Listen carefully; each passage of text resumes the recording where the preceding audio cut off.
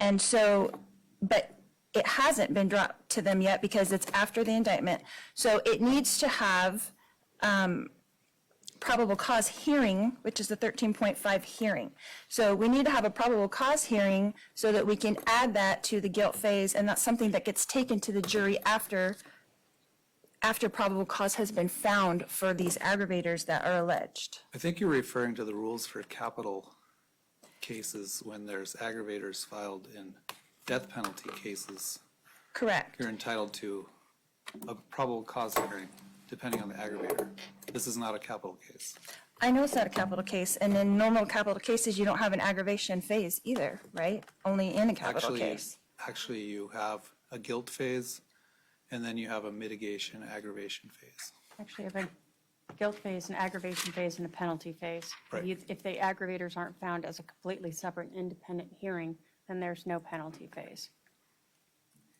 So with the statute for this charge only being the one statute, what are you getting out of the aggravation phase? I don't understand. Well, first of all, the jury in the initial phase doesn't determine whether or not it's a dangerous felony, which they need to find.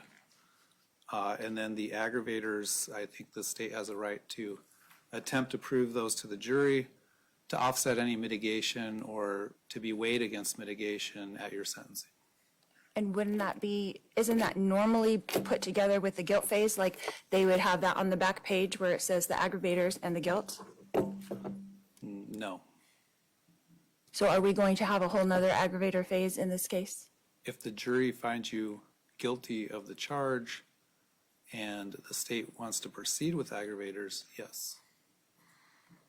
And so we do not have to have a hearing to determine if there's probable cause for these aggravators? No. They're just alleged aggravators. Correct. And the grand jury never found probable cause for them. Correct. So you're saying that if the guilt phase goes through and they find you guilty, then you have an aggravator phase added to that. That's what I said. Okay. Hold on one second.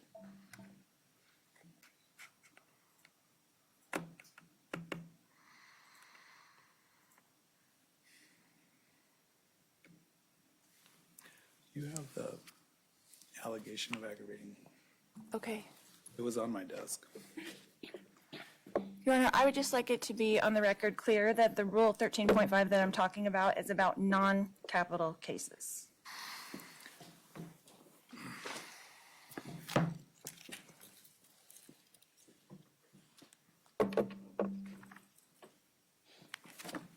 I know in capital cases, they call it a Cronus hearing, but this is for non-capital case.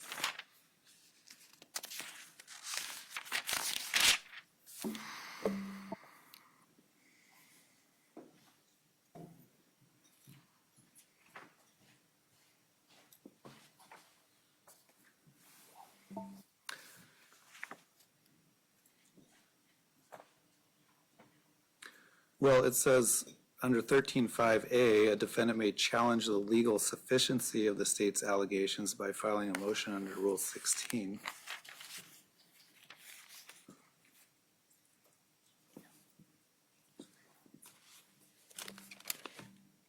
Is that what you're talking about? Correct.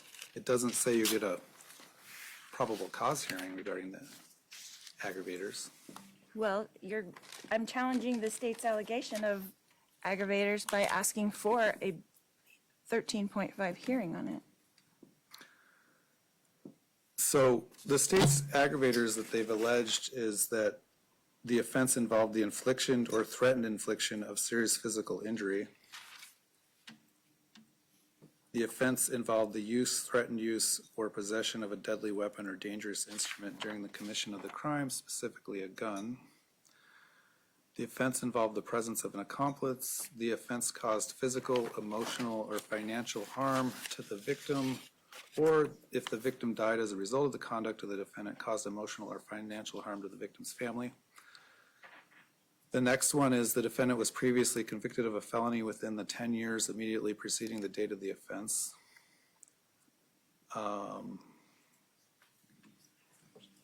This one's really not very specific. Any other factor that is relevant to the defendant's character or background. So if you were found guilty by a jury of conspiracy to commit first-degree murder, which of these aggravators do you think there's not legal sufficiency for a jury to determine? Because they seem pretty inherent in the charge itself, except for your prior convictions, which, are you saying you don't have the prior convictions within 10 years? No, I'm not saying that. Which of them don't qualify for the jury to make that determination? No, you're asking for me to make a determination that there's a legal sufficiency for them to go to the jury. Correct. So I'm asking you, if you were found guilty by a jury of the charged offense, which of those aggravators that have been alleged by the state do you think there would not be legal sufficiency for? Because as I look at those aggravators, most of them are inherent in what you're being found guilty of. Again, if the jury found you guilty. For example, the first aggravator, it involved the infliction or threatened infliction of serious physical injury. The allegation is someone shot at the victim. That's the threatened infliction of serious physical injury. So it seems like that allegation, there's sufficient evidence for a jury to decide whether that's an aggravator. The next one, the offense involved the use, threatened use, or possession of a deadly weapon or dangerous instrument during the commission of a crime. Again, if you were found guilty of the charge, as the state has alleged, the jury would find that a gun was used. So that's a separate aggravator, again, that would already be determined by the evidence. The state has alleged an accomplice, your brother. If the jury were to find you guilty as charged, again, my understanding of the state's allegation is your brother attempted to shoot Mr. Boudreau. You weren't in Arizona. So if the jury found you guilty of this charge, it would mean they found you guilty as an accomplice.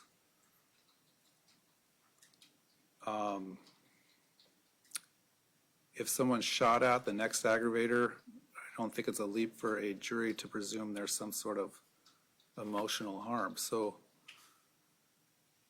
I'm struggling with what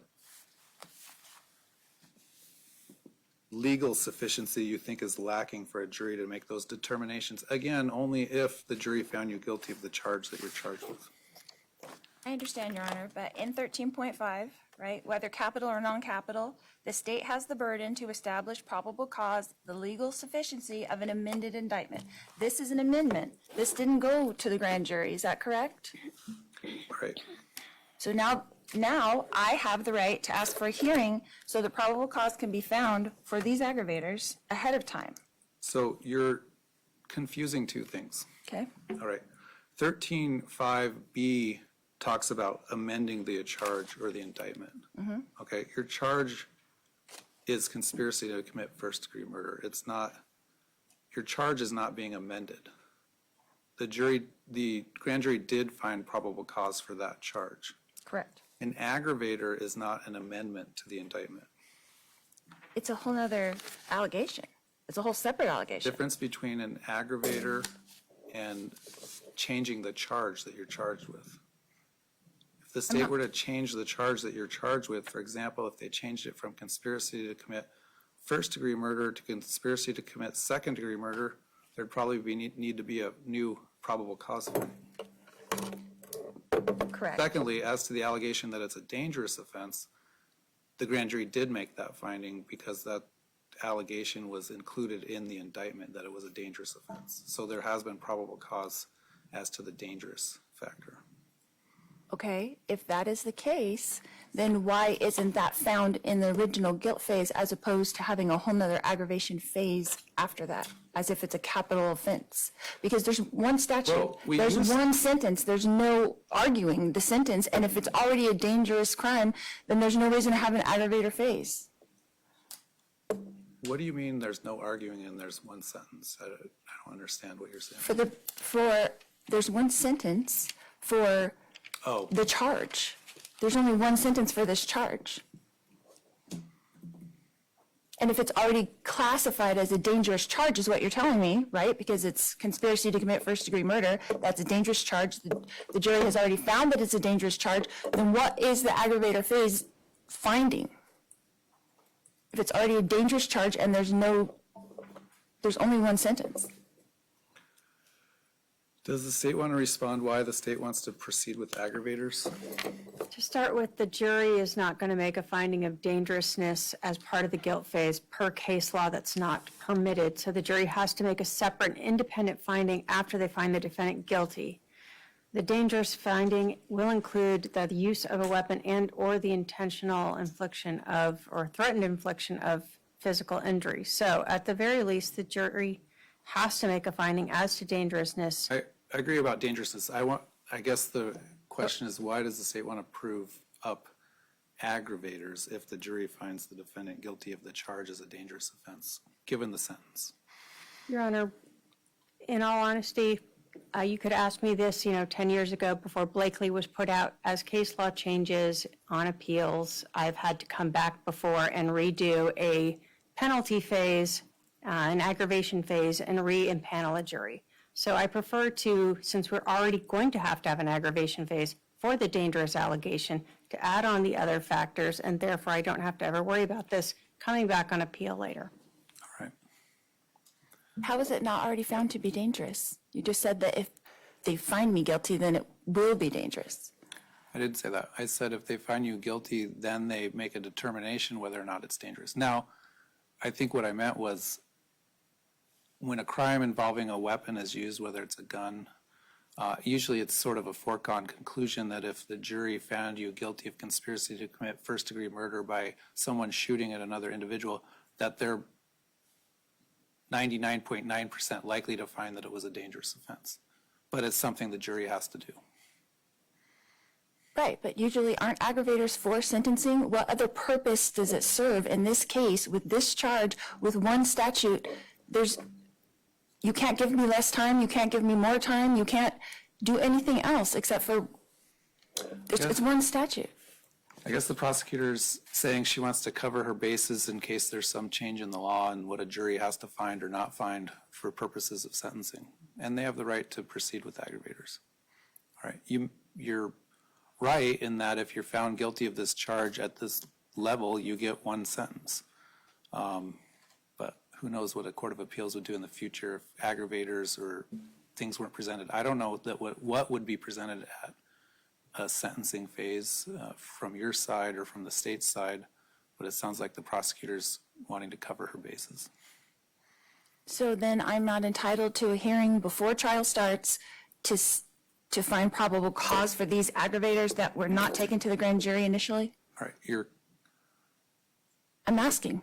I'm trying to explain it to you. The jury did find probable cause that this was a dangerous offense. It's included in your indictment. So they did find. They didn't find these specific aggravators. Being a dangerous offense and these specific aggravators. Can I finish what I said, what I was saying? Right? I didn't interrupt you. Can I finish? Okay. The jury did find probable cause on the dangerous allegation. All right. You're not entitled to a probable cause hearing on the other aggravators. When is conspiracy to commit murder not a dangerous crime? When someone says they're going to choke someone to death and they don't actually do it, it's not a dangerous crime. So No dangerous instrument or deadly weapon was used. So because some instrument may or may not have been used in this crime, it's considered a dangerous crime? Right. And these aggravators that talk about something totally different don't have to be found after that it's found a dangerous crime?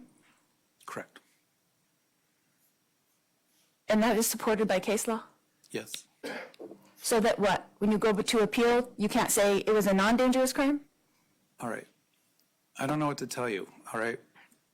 There was a case that came out about 15 to 20 years ago now called Blakely that said a jury had to determine aggravating factors. Okay, before that, a judge determined aggravating factors at sentencing.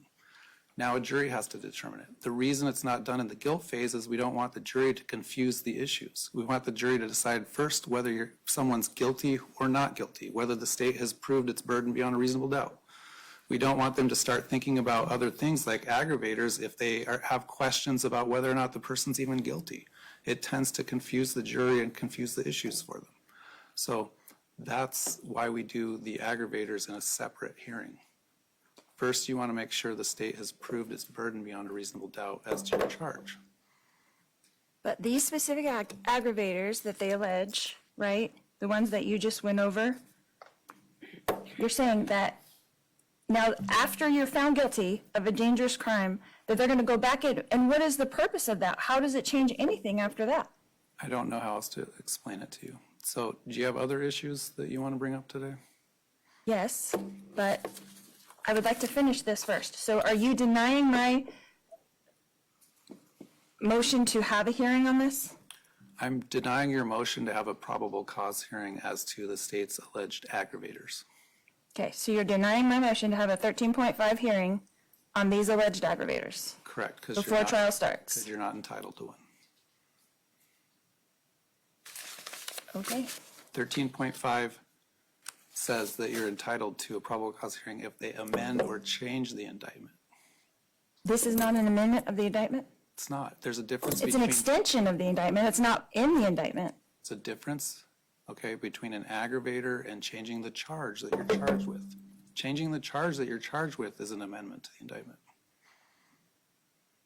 For example, if you were just charged with conspiracy to commit first-degree murder, all right, but the state didn't allege with the grand jury that it was a dangerous offense, you'd be entitled to a probable cause hearing as to that dangerous allegation because it's changing the charge and it's changing the sentence that you would be getting.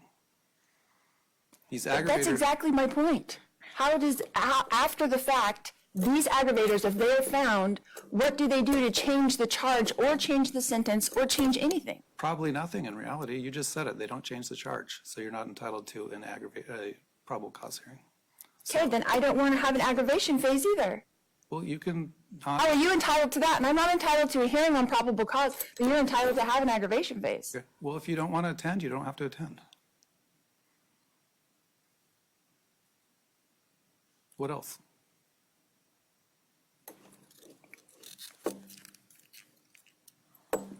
All right. Something dealing with trial is that I've asked several times for headsets for my advisory council. I know that's been an issue that you said we can only have 5 headsets. Is there some way we can do that? Because it's very difficult for them to advise me on things when they kind of don't know what's going on. If you need a break to consult with your advisory council, we can do that. I can only give so many headsets.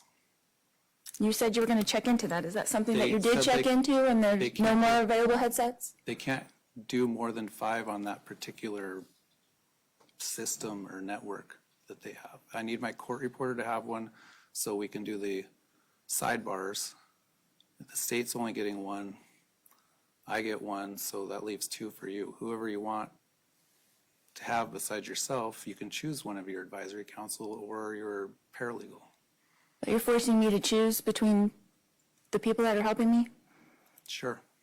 Okay. Technically, I don't know I even have to do that. You represent yourself. You're considered your own attorney. You don't even have the right, the right to consult. I shouldn't say that. You have the right to consult with them, but it's not a necessary thing. Because you are acting as your own attorney, you're expected to proceed as your own attorney.